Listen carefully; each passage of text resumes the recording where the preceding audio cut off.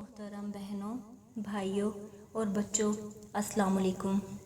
मैं उम्मीद करती हूँ कि आप ईमान और सेहत की बेहतरीन हालत में होंगे और दुआ है कि अल्लाह सुब्हाना ताला हमेशा आपको अच्छे हाल में रखे और आपकी तरफ बढ़ने वाले हर शर को खैर में बदल दे, आमीन। आइए 18वें पारे का खुलासा शुरू करते हैं। इस पारे में सूरह मोमिनून, सूरह नूर और सूरह फुरकान की 20 आयात शामिल हैं। सूरह मोमिनून मक्की है। इसमें 118 आयतें हैं और 6 रुकू हैं। इस सूरत की इब्तदाई 9 आयात में मोमिनीन की वो सिफ़ात बयान हुई हैं जिनकी वजह से वो जन्नतुल फिरदौस के हकदार बन जाते हैं। आयत नंबर 12 से 14 तक अल्लाह ताला ने इंसान की तख्लीक के मुख्तलिफ़ मराहिल बयान फरमाए हैं। आयत नंबर 22 से 52 तक मुख्तलिफ़ अम्बिया अलैहिमुस्सलाम के वाक़यात बयान हुए हैं। इनमें से हज़रत नूह, हज़रत हूद, हज़रत सालेह, हज़रत मूसा, हज़रत हारून, हज़रत ईसा अलैहिमुस्सलाम के किस्से बयान हुए हैं। इन तमाम अम्बिया की एक ही दावत और एक ही मकसद था। जैसा कि अल्लाह ताला इरशाद फरमाते हैं, ए पैगम्बरों, हलाल चीज़ें खाओ और नेक अमल करो। तुम जो कुछ कर रहे हो उससे मैं बखूबी वाकिफ़ हूँ। यकीनन तुम्हारा ये दीन एक ही दीन है और मैं ही तुम सबका रब हूँ, बस तुम मुझसे डरते रहो। इस सूरत के अख्ताम पर बताया गया है कि क़यामत के दिन इंसान 2 ग्रोहों में तकसीम हो जाएंगे, नेक बख्त और बदबख्त। नेक बख्त का अमालनामा भारी होगा और बदबख्त का अमालनामा हल्का होगा। कुफार दुनिया में वापस जाने की ख्वाहिश करेंगे। यकीनन उनकी ये ख्वाहिश पूरी ना की जाएगी, बल्कि उन्हें याद करवाया जाएगा कि तुम तो ईमान वालों का मजाक उड़ाते थे, अब हमेशा रहने वाले अजाब का मज़ा चखो। फिर उनसे पूछा जाएगा कि तुम दुनिया में कितने साल रहे। वो कहेंगे कि हम 1 दिन या 1 दिन से भी कुछ कम। उनसे सवालात पूछने का मकसद उन्हें हसरत में मुब्तला करना और आखिरत की लामहदूद ज़िंदगी के मुकाबले में दुनिया की हकारत को बयान करना है। नबी सल्लल्लाहु अलैहि वसल्लम ने इरशाद फरमाया, जब अल्लाह ताला अहले जन्नत को जन्नत में और अहले जहन्नुम को जहन्नुम में दाखिल कर देंगे तो अल्लाह ताला उनसे सवाल करेंगे कि ए अहले जन्नत, तुम ज़मीन में कितने साल रहे। वो अर्ज़ करेंगे 1 दिन या दिन का कुछ हिस्सा। फिर अल्लाह ताला फरमाएंगे कि तुम्हें 1 दिन या दिन का कुछ हिस्सा जो मिला तो तुमने उसमें बहुत अच्छी तजारत की कि मेरी रहमत, मेरी रज़ा और मेरी जन्नत को ख़रीद लिया। अब तुम हमेशा हमेशा के लिए इसमें रहो। फिर अहले दोज़ख से सवाल किया जाएगा कि तुम दुनिया में कितने साल रहे, तो वो भी वही जवाब देंगे जो अहले जन्नत ने दिया था। तो अल्लाह ताला फरमाएंगे, तुम्हें दुनिया में जो रहने का मौका मिला तो तुमने उसमें बहुत बुरी तजारत की कि मेरी आग और नाराज़गी को ख़रीद लिया।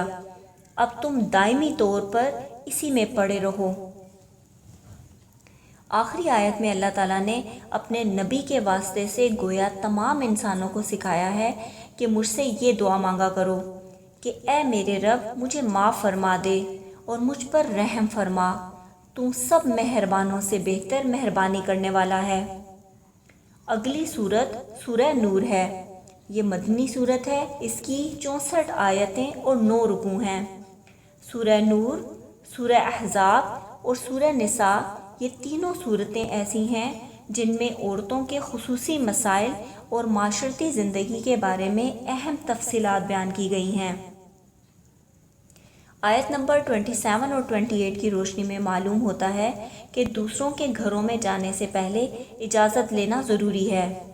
आप सल्लल्लाहु अलैहि वसल्लम का ये मामूल था कि 3 मरतबा आप इजाज़त तलब फरमाते। अगर कोई जवाब नहीं आता तो आप वापस लौट आते। और ये भी आपकी आदत मुबारका थी कि इजाज़त तलबी के वक्त आप दरवाज़े के दाएं या बाएं जानिब खड़े होते ताकि एकदम सामना ना हो। इसी तरह आपने दरवाज़े पर खड़े होकर अंदर झांकने से बहुत सख्ती के साथ मना फरमाया है।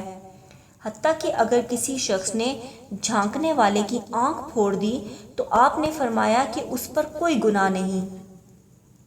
آپ صلی اللہ علیہ وآلہ وسلم نے اس بات کو بھی ناپسند فرمایا ہے کہ جب اندر سے گھر والے پوچھے کون ہے تو اس کے جواب میں کہا جائے۔ اس کا مطلب یہ ہے کہ نام لے کر اپنا تعارف کروائیں۔ آیت نمبر 30 اور 31 میں مسلمان مردوں اور مسلمان عورتوں کو اپنی نظریں جھکا کر رکھنے کا حکم دیا گیا ہے۔ آیت نمبر 35 سے معلوم ہوتا ہے کہ اللہ تعالیٰ نور ہیں۔ حدیث سے بھی اللہ کا نور ہونا ثابت ہے۔ اگر اللہ نہ ہوتا تو نہ آسمان میں نور ہوتا نہ زمین میں، بس وہ اللہ ہی زمین اور آسمان روشن کرنے والا ہے۔ آیت نمبر 51 میں اہل ایمان کا قول بتایا جا رہا ہے کہ وہ جب بھی اللہ تعالیٰ کا حکم سنتے ہیں تو فوراً حکم کے مطابق عمل کرتے ہیں۔ اللہ تعالیٰ ارشاد فرماتے ہیں، ایمان والوں کا قول یہ ہے کہ جب انہیں اس لیے بلایا جاتا ہے کہ اللہ اور اس کا رسول ان میں فیصلہ کر دے تو وہ کہتے ہیں کہ ہم نے سنا اور مان لیا۔ یہی لوگ کامیاب ہونے والے ہیں۔ اگلی چند آیات میں منافقین اور مومنین کے درمیان فرق بتایا جا رہا ہے۔ منافقین ایمان اور اطاعت کے دعوے کرتے ہیں، لیکن جب عملی زندگی میں ایسا مرحلہ پیش آتا ہے جہاں اللہ اور رسول صلی اللہ علیہ وآلہ وسلم کی بات ماننے میں ان کا ذاتی نقصان ہوتا ہو تو پھر وہ بات ماننے سے صاف انکار کر دیتے ہیں، جبکہ مومن ہر حال میں اطاعت پر آمادہ رہتا ہے۔ سچے مومنوں کے ساتھ اللہ تعالیٰ نے وعدہ فرمایا ہے کہ انہیں زمین پر خلافت عطا کرے گا۔ آیت نمبر 61 میں اللہ تعالیٰ ارشاد فرماتے ہیں، پس جب تم گھروں میں جانے لگو تو اپنے گھر والوں کو سلام کر لیا کرو، جو اللہ تعالیٰ کی طرف سے نازل شدہ بابرکت اور پاکیزہ دعائے خیر ہے۔ آیت نمبر 62 سے یہ سبق ملتا ہے کہ جب تم کسی اجتماعی مشورے وغیرہ کے سلسلے میں مجلس میں بیٹھتے ہو تو اجازت کے بغیر مجلس سے نہ اٹھا کرو۔ آیت نمبر 63 میں حکم ہوتا ہے کہ نبی صلی اللہ علیہ وآلہ وسلم کو ایسے نہ پکارا کرو جیسے آپس میں ایک دوسرے کو پکارتے ہو۔ اس صورت کا اختتام اس سبق پر ہوتا ہے کہ اللہ تعالیٰ کے علم میں سب کچھ ہے اور وہ اس کے مطابق قیامت والے دن جزا یا سزا دے گا۔ اگلی سورت سورہ فرقان ہے۔ یہ مکی سورت ہے۔ اس میں 77 آیات اور 6 رکوع ہیں۔ فرقان کے معنی ہیں فرق کرنے والا۔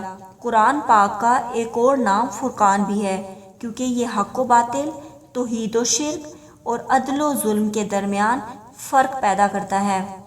اس سورت کے شروع میں ان کافروں کا ذکر ہے جو اپنے کفر میں اس حد تک آگے جا چکے تھے کہ طرح طرح کی من گھڑت باتیں بنانا شروع کر دی تھیں۔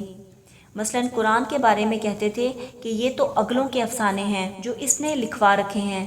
کبھی یہ کہتے کہ یہ کیسا رسول ہے جو کھاتا پیتا ہے، بازاروں میں چلتا پھرتا ہے۔ اس رسول کو کوئی خزانہ ہی دے دیا جاتا یا کوئی اس کا باغ ہوتا جس میں سے یہ کھاتا۔ اللہ تعالیٰ آیت نمبر 10 سے 14 تک اس کا جواب دیتے ہوئے فرماتے ہیں کہ اللہ اگر چاہے تو آپ کو بہت سے ایسے باغات عطا فرما دے جس کے نیچے نہریں بہتی ہوں اور جو ان کے کہے ہوئے باغ سے بہت بہتر ہوں، مگر بات یہ ہے کہ یہ لوگ قیامت کو جھوٹ سمجھتے ہیں۔ ہم نے ان کے لیے بھڑکتی ہوئی آگ تیار کر رکھی ہے، جب یہ اس میں پھینک دیے جائیں گے تو موت ہی موت پکاریں گے۔ اس پارے کی روشنی میں مندرجہ ذیل اہم نکات سامنے آتے ہیں۔ نمبر 1، اپنی سوچ، لباس اور گفتگو میں حیا کا خاص خیال رکھنا ہے۔ نمبر 2، دوسروں کے بارے میں اچھا گمان رکھنا ہے اور سکینڈل بنانے والوں کا ساتھ نہیں دینا۔ نمبر 3، گھر میں اجازت لے کر داخل ہونا ہے۔ نمبر 4، دنیاوی کام کاج کو حقوق اللہ اور حقوق العباد کی ادائیگی میں رکاوٹ نہیں بننے دینا ہے۔ نمبر 5، لوگوں کے سخت رویے پر اللہ سے دعا اور صبر کرنا ہے۔ الحمدللہ 18ویں پارے کا خلاصہ مکمل ہوا۔ اللہ تعالی ہمیں عمل کی توفیق عطا فرمائے۔ انشاءاللہ جلد ہی 19ویں پارے کے خلاصے کے ساتھ حاضر ہوں گی۔ اللہ حافظ۔